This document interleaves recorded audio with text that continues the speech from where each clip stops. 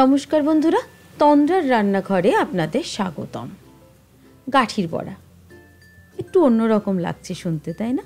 গাঠির বড়া সচরাচর কিন্তু আমরা বানাই না, তবে ঘরে থাকা উপকরণ বা একদমই অল্প উপকরণ দিয়ে আপনারা যদি এই গাঠির বড়াটা বানান তাহলে গরম ভাত বা চায়ের আড্ডায় খেতে কিন্তু খুবই ভালো লাগবে। চলুন তাহলে দেখে নিই রেসিপিটা। প্রথমে প্রেসার কুকারে আমি গাঠিগুলোকে সেদ্ধ করে নেব।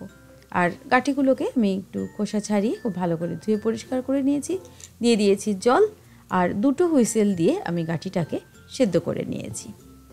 দেখতে পাচ্ছেন গাঠিগুলো সেদ্ধ করার পরে আমি একটু ঠান্ডা করে নিয়েছি। এবার এটাকে খুব ভালো করে আমি একটু মেখে নেব।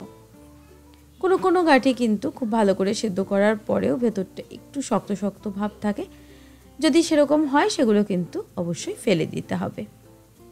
গাঠিটাকে খুব ভালো করে আমি এভাবে একটু মেখে নেব। এরপর এর মধ্যে দিয়ে দিচ্ছি কাঁচা লঙ্কা কুচি।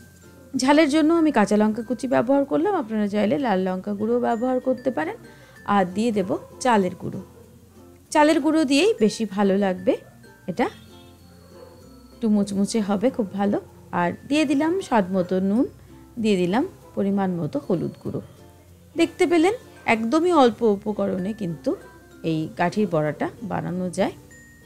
তবে এর মধ্যে আপনারা চাইলে একটু কুচনো পেঁয়াজ বা কুচনো ধনেপাতা অবশ্যই দিতে পারেন, তবে আর কিছুই দেওয়ার কিন্তু প্রয়োজন হয় না। দেখতে পাচ্ছেন আমি খুব ভালো করে এই গাঠিটাকে মেখে নিয়েছি।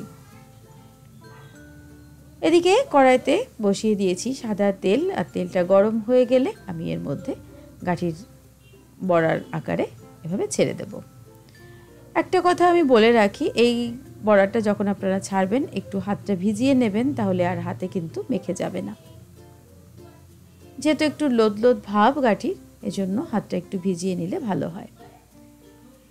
এভাবে গাঠির বড়াটাকে আমি উল্টে পাল্টে ভেজে নিচ্ছি।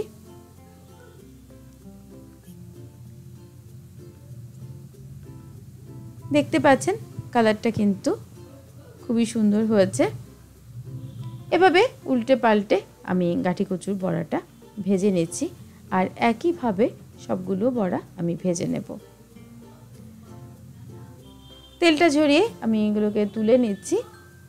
এবার এগুলোকে আমি সার্ভ করে নিয়েছি। গরম ভাত বা চায়ের আড্ডায় আপনারা কিন্তু অবশ্যই এটা সার্ভ করতে পারেন, খেতে খুবই সুস্বাদু হয়। রেসিপিটি ভালো লাগলে লাইক, কমেন্ট এবং শেয়ার করবেন। আর আমার চ্যানেলটিকে প্লিজ সাবস্ক্রাইব করে নেবেন, পাশে থাকা বেল আইকনটিকে প্রেস করে দেবেন সমস্ত নোটিফিকেশান পাওয়ার জন্য। নতুন রেসিপি নিয়ে আবার হাজির হব আপনাদের সঙ্গে। ভালো থাকবেন, ধন্যবাদ।